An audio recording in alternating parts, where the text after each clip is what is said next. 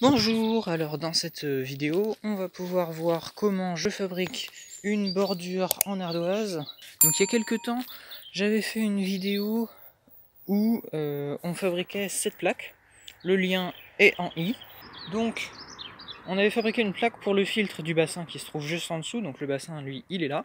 Là, il y a un filtre pour le bassin, donc où j'ai fait quelques modifications.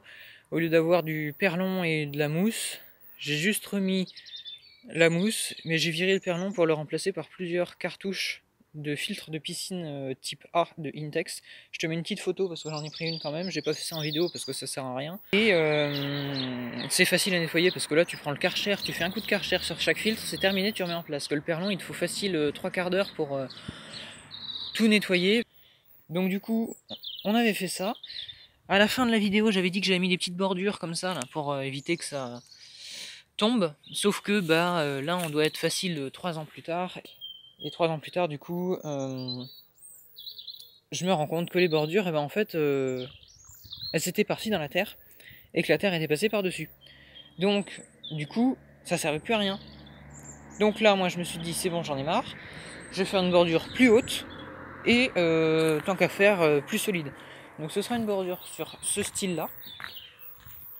Donc là c'est un truc que j'ai fait, c'est la deuxième bordure que je fais de ce style là.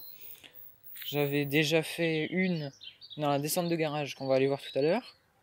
J'ai fait celle-ci il y a 3-4 semaines. Avec, bon là, il y avait du béton et du coup c'était pas très beau. Donc j'ai pris toutes mes chutes d'ardoise que j'ai cassées et ça m'a fait un petit truc comme ça. Donc moi j'ai déjà fait donc cette bordure là. Celle-ci ça va faire 1 an que je l'ai faite. Et on voit que ça tient plutôt bien. Donc moi j'avais fait en même temps un petit support, enfin la fin avec du béton aussi parce qu'il n'y avait pas de béton, il s'arrêtait ici. Et donc du coup la terre allait sur l'égout et c'était pas marrant pour nettoyer et ça le bouchait.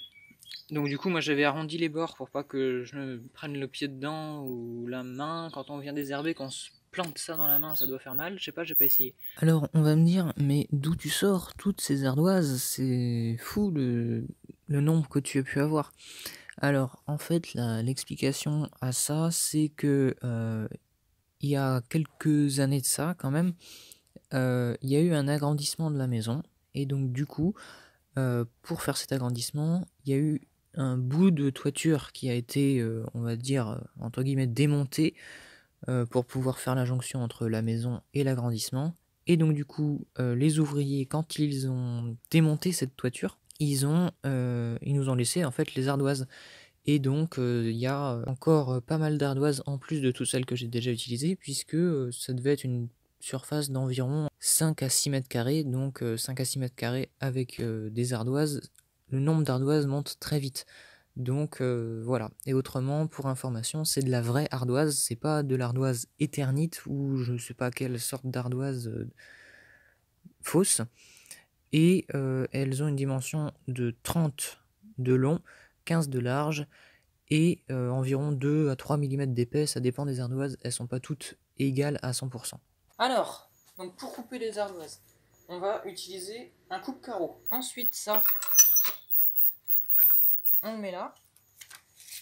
On pose, j'ai bien dit on pose, pas on commence à couper. De toute façon ça coupe pas comme ça, en fait comme ça.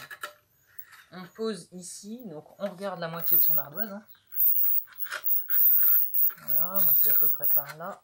Si c'est 15,1 ou 15,2 ou 14,8, c'est pas gênant. Bon, désolé, j'ai eu la tête devant. Donc on se bloque comme ça. Et après aussi, ce qu'on peut faire, au lieu de s'embêter avec la molette, ça c'est pour celui qui veut être extrêmement précis, on se met au niveau de la molette et puis voilà. Et pour celui qui a un peu l'œil et qui sait où ça coupe, faut juste se placer par rapport ici, là, je sais pas si on voit bien, mais on a une vague. Et enfin une pointe, c'est un truc dans cette forme-là, et en fait l'endroit où ça coupe, c'est au milieu de cette pointe-là. Donc du coup, si on règle 15 cm entre le bout et ça, on aura aussi 15 cm entre ici et là. Si l'ardoise fait 30. Ensuite, là, on démarre du début. Ici, et on fait 2 ou 3 passages. moi je la retourne, parce que ça va pas démarrer d'ici à cause de la longueur de la poignée. Ensuite, hop, pareil de l'autre côté, 2 coups, et après, là il va vous faire très doucement, 1, 2, 3, 4, 5, et de l'autre côté, 1, 2, 3, 4, 5, 6, au milieu. Et là, ça y est, j'ai entendu clac, et là si je fais ça, j'ai coupé une ardoise en deux de manière très précise, très fine, donc faut pas trop vous poser de questions sur comment j'ai eu l'idée d'utiliser le coupe-carreau pour ça, mais je me suis dit l'ardoise ça me fait penser un peu au carrelage, donc je vais essayer avec ça, ce sera beaucoup plus rapide que de couper ça à la scie à métaux, parce qu'on peut hein, évidemment, mais on passe 2 ans à couper ça et on va pas droit.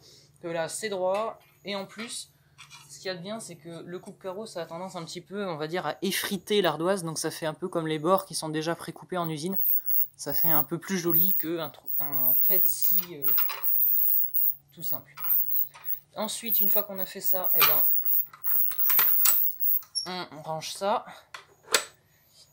On regarde quelle face on veut au-dessus. Donc moi, je veux pas de la face que j'ai coupée. Hein. Dans la mesure du possible, j'évite de mettre celle que je viens de couper au-dessus parce que c'est moins beau que le pré-coupé en usine. Et donc du coup, là, moi, ce que je viens faire, c'est que je me dis, je veux combien de hauteur? Je veux jusque là, donc du coup il va falloir que je fasse d'ici à peu près le centre, ça on s'en fiche complètement, c'est juste pour pouvoir l'enfoncer plus facilement dans le sol. Donc moi je vais me dire, je veux enlever que 2 cm max, et ben c'est parti. Donc, ce que je disais avec le fait de couper ça avec une scie comme ça, d'accord, ça marche, c'est très long et c'est bien plus fatigant. Hop, on fait à peu près la même taille de l'autre côté, si possible moins, comme ça au moins on est sûr de ne pas en enlever de trop.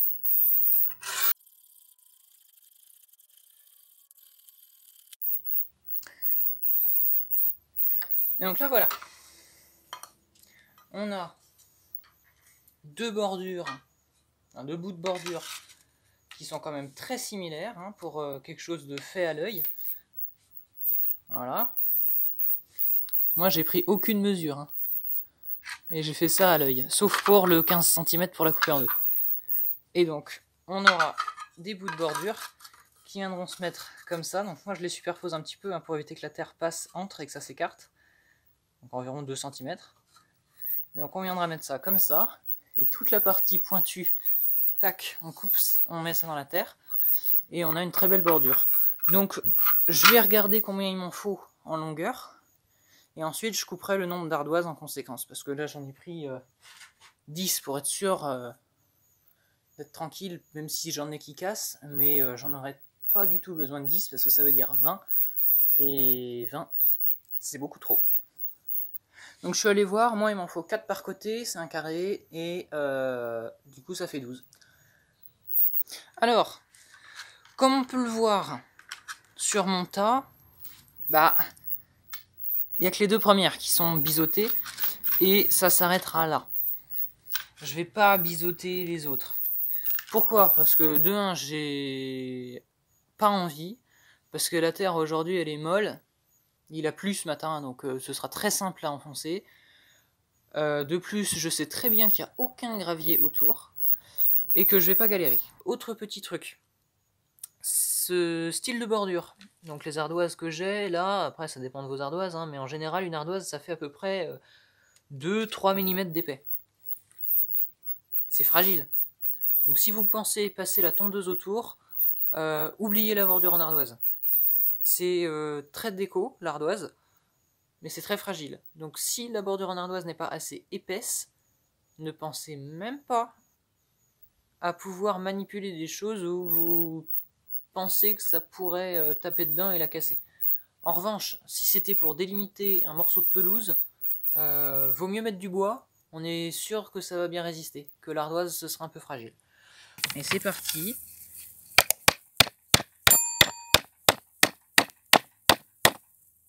Donc il y a des petits bouts hein, qui s'éclatent à chaque fois, mais c'est pas très gênant.